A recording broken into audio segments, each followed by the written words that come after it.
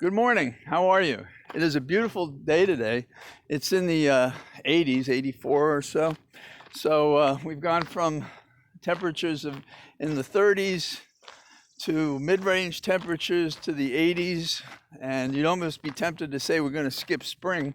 But that's not what this is about. This is about global warming, and not just because today is warm, but because of our weather systems are shifting more dramatically all the time, because of the tiny average increment, because of global warming that the entire world is suffering. And so we see these changes, and it linked to that. The big difference between an average or a median and a temperature at an instant and saying, oh, I got a snowball in my hand, so there must not be global warming. That misses the whole point. So enough of that.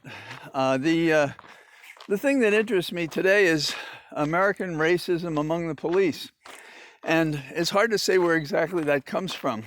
One of the things that I think is a cause is that we found that when young men went into service in Vietnam, when they were being fired upon, they didn't fire back at the people. They shot above them because they had this entrenched sense of life that they couldn't overcome. They couldn't treat another person, even in wartime, as an object. So the training has changed, and it's become much more severe. And the reason that's relevant is a lot of people have come from the combat arena, if you will, who haven't made adjustments. And I don't mean they have an easy trigger finger, but they already lack some of the humane aspects of a domestic police force that are necessary for that function that is not the same as when you're in combat. I think we see that, and if you mix in racism and other things, it just shows that we have to screen a lot better when we're taking people off a battlefield or one who's been in battle and trying to put them in a community police operation, especially when the police operation has taken on these weapons, tanks and heavy armor and powerful weapons, replacing nightsticks, physical force, tasers, rubber bullets, all of these other tools that could be used. And why? Because the police officer is more interested in defending himself. And when I say interested, I mean trained, so that it's like muscle memory. And so they're going to defend themselves, and they would rather make a mistake.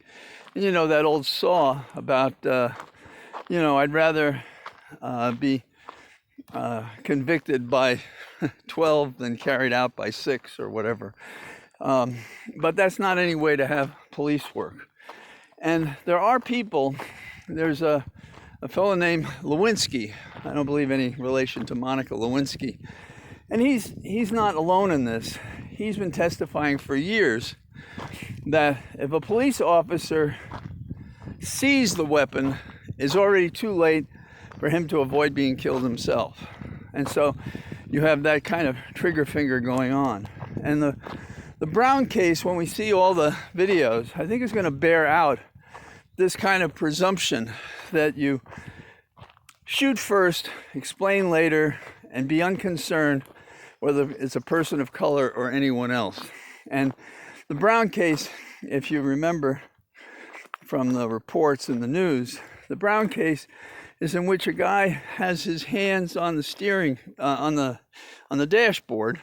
He's being told to do it, and in the 20-second clip that's become public, they're shooting at him. And he has taken 4 shots to his trunk, to his body, and 1 directly in the back of his head.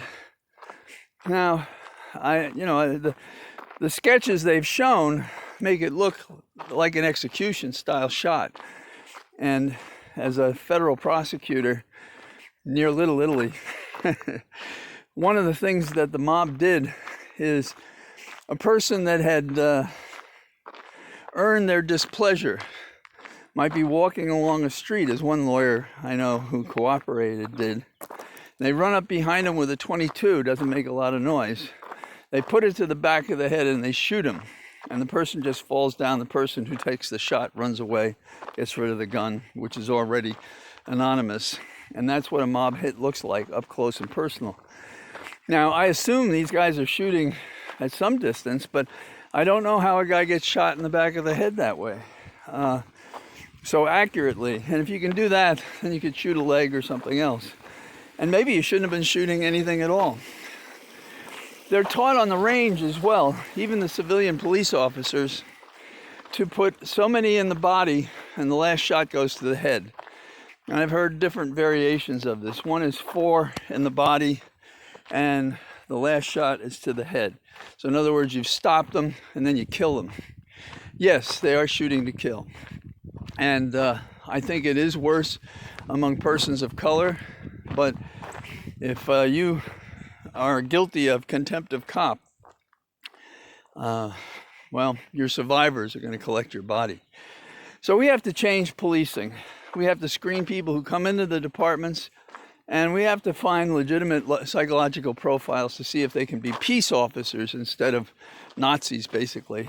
And we have to also train them not to kill, and to train them that they can't assume, because they can't see a person's hands, that that person wants to kill them.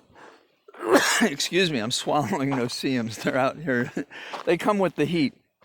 So I hope that we're going to see revisions and practices on the federal and state level, excuse me, to deal with this problem. So I'm going to go off into the distance and stop coughing and enjoy the walk. And I'll talk to you again tomorrow. Bye-bye.